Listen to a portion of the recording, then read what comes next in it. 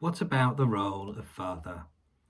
Whether the subject receives support from the mother, or has differences with the mother, or is neglected by the mother, biographers tend to enlarge mothers with mythical greatness, confusing the power of her archetypal image with the power of the individual. James Hillman, The Soul's Code. It is a firmly established belief that contact and bonding with mother in the first year of life and immediately after birth establishes a more secure foundation for adult life. Within the first few days, if a mother has been able to breastfeed, the colostrum in their milk nourishes and protects the newborn baby. But the skin-to-skin, physical warmth, comfort and presence must also begin to form a secure attachment type. Of course, as life continues, circumstances can disrupt this. A mother chooses to return to work after around 9 months, and whilst the baby has developed significantly in this time, part of that development would be the realization of absence. In our modern world, it is increasingly common for the dad to step up as primary caregiver whilst mum works, or for the baby to be left in the hands of a relative stranger in childcare. I cared for our firstborn at this stage, as did my father for me some 41 years ago. The mother may feel torn, a degree of guilt and even shame at making this decision, but she also has just as much a right as a man to continue her career pathway. Assuming the father is adept in expressing the physical and emotional comfort, the transference of baby from one gender to another would seem to have little or no impact. When in therapy circles we refer to adult attachment types, does a baby cared for by both parents develop ambivalent attachment styles? I would suggest not. Rather, that the combined love has instilled a secure one, a well-rounded and adapted adult.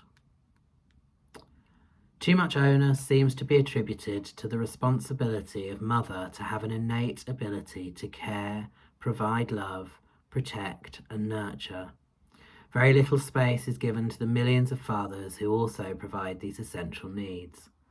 I believe this creates an unhealthy dichotomy, portraying the mother as pious and the father as inept.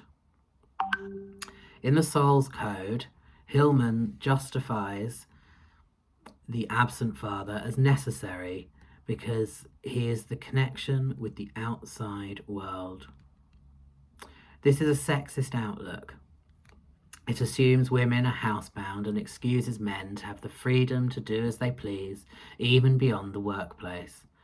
Yet, I have had several female clients with absent fathers who seem to have a similar reasoning. Oh, I've accepted that dad was always working to provide. It's rubbish, but I understand why he had to. Really? In 2021, are we not trying to address the imbalance and inequality seen towards women and their opportunities and salaries? Do we not also have more families where both mum and dad work long and hard hours? Hillman went on to speak of how fathers are depicted as a bit stupid and incapable. The archetypal Homer Simpson springs to mind. While this may be true, it only serves to feed the idea that women are somehow better at raising children. Yes, mothers the world round do give love, dedication, nurturing, care, and moral fibre with complete, unassuming grace, but not all of them. Fathers are given more opportunity to fulfill the roles previously assigned to women in the home, and many are just as capable. Sometimes the expectation to prove themselves can make a man's work in the home or with his children shine even brighter due to this conscious effort applied. There are countless men who choose to and always wanted to be highly active fathers and know that this means committing on every level. Men who know how to provide the most sincere and nourishing type of love for their children. We may all get it wrong sometimes, But if the fundamental principles and needs of a child are met, I believe this can come from either gender. While some recognition and praise is given to such fathers, there is still a leaning towards the idea that a mother will somehow love better, more completely or naturally. This seems unfair when there are many examples of absent or dysfunctional mothers as well as fathers. People who have had no template of how to love struggle to give and receive it, but they can learn how to. I've helped a father with this predicament recently, simply by opening up and finding better, more congruent ways to express his feelings, as well as trying to understand his son's needs better. He left therapy a changed man, a changed father. Then there is the scenario of same-sex parents. Having been partially raised in a same-sex relationship and having a sibling who was entirely raised by two women, I think I can testify to this. My sister, raised by my mum and her now ex-female partner, is in a very solid, mature relationship. One where they have openly discussed their attachment styles and needs, even choosing to separate for a while whilst each one worked on theirs before reuniting. It is refreshing to see that celebrity gay couples such as Elton John and David Furnish and their two boys have been widely reported with a sense of normality. Even the tabloids seem to have steered away from homophobic criticism or judgment of their ability as fathers, tending to focus more on the age difference between the two men. The fact remains that so long as the child's fundamental and wider nurturing needs are met, it really should not make any difference what gender has provided them with this.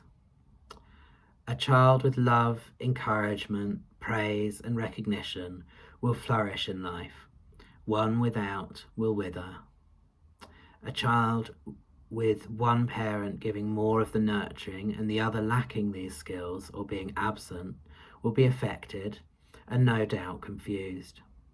But again, I don't think we can attribute more weight to how affected the child or adult is based on gender alone.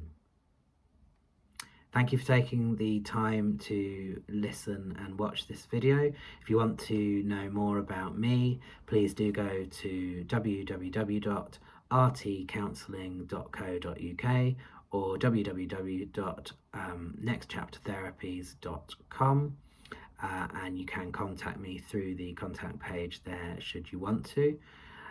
Other than that, take care. If you're a parent, be sure to love your children wholeheartedly every day and be good to yourself too. Thank you. Bye-bye.